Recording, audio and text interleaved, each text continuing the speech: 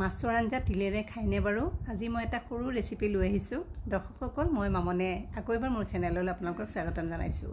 আৰু এয়া মই মাগুৰ মাছ লৈছোঁ, কাটি বাছি ধুনীয়াকৈ হালধি নিমখ সানি লৈছোঁ। 2 পিচমান বামি মাছ আছিলে, সেইখিনিও ইয়াৰ লগতে দি দিলোঁ, নহ'লে থাকিয়ে যাব।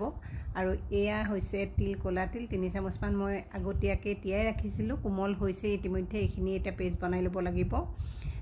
ক'লা তিলত যথেষ্ট আইৰণ থাকে আৰু আমাৰ দেহৰ কাৰণে খুবেই বেছি প্ৰয়োজন আইৰণটো, গতিকে এনেকৈ মাজে মাজে আমি তিলৰ আঞ্জা বনাই খাওঁ। আৰু এয়া মিক্সি জাৰত পানী টুকি তিলখিনি ল'লোঁ, তাতে কেঁচা জলকীয়া দিছোঁ, আদা দিছোঁ আৰু নহৰু দিছোঁ। আদা নহৰুৰ পৰিমাণটো অলপ বেছিকৈ দিছোঁ, যিহেতু আৰু বেলেগ মছলা ব্যৱহাৰ নকৰোঁ সেইকাৰণে। আৰু এতিয়া মই এই গোটেইখিনি মিক্সিত পেষ্ট বনাই ল'ম।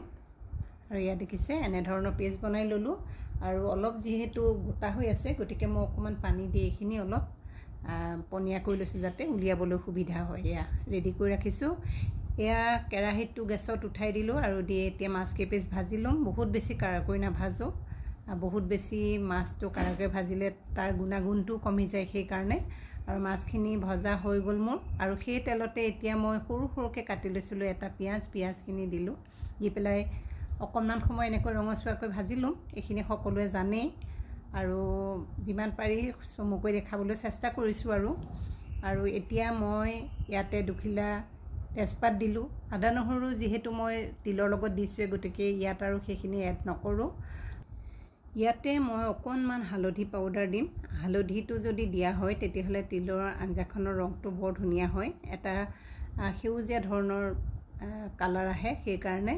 আৰু এইখিনি গোটেইখিনি ভজাৰ পাছত মই পেষ্ট বনাই লোৱা তিলখিনি দি দিলোঁ। চাওক আপোনালোকে, অকণমান পানী মিহলাইও তাতে দি দিছোঁ, কাৰণ জোল অলপ লাগিব যিহেতু।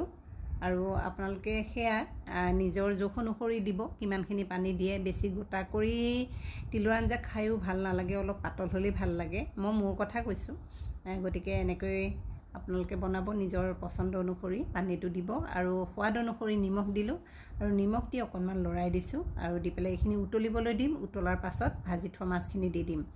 আপোনালোকে বাৰু তিলৰে মাছৰ আঞ্জা বনাই খায়নে নাখায় জনাবচোন। আমি যে খায়েই থাকোঁ, মাছ খাওঁ, মাংস খাওঁ, তিলৰ চাটনি খাওঁ, মুঠতে তিলৰ মানে খাই থকাই হয়, কাৰণ জানো দেহৰ কাৰণে ভাল, সেইকাৰণে।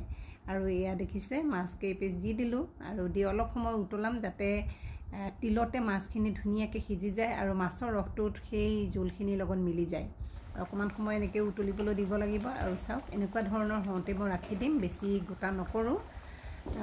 আৰু এতিয়া অকণমান বাতিত উলিয়াই আপোনালোকক দেখাবলৈ লৈছোঁ। আশা কৰোঁ মোৰ এই ৰেচিপিটো চাই আপোনালোকে নিশ্চয় ভাল পালে, গতিকে লাইক শ্বেয়াৰ কৰিব, কমেণ্ট কৰিব আৰু মোৰ চেনেলটো ছাবস্ক্ৰাইব কৰিব।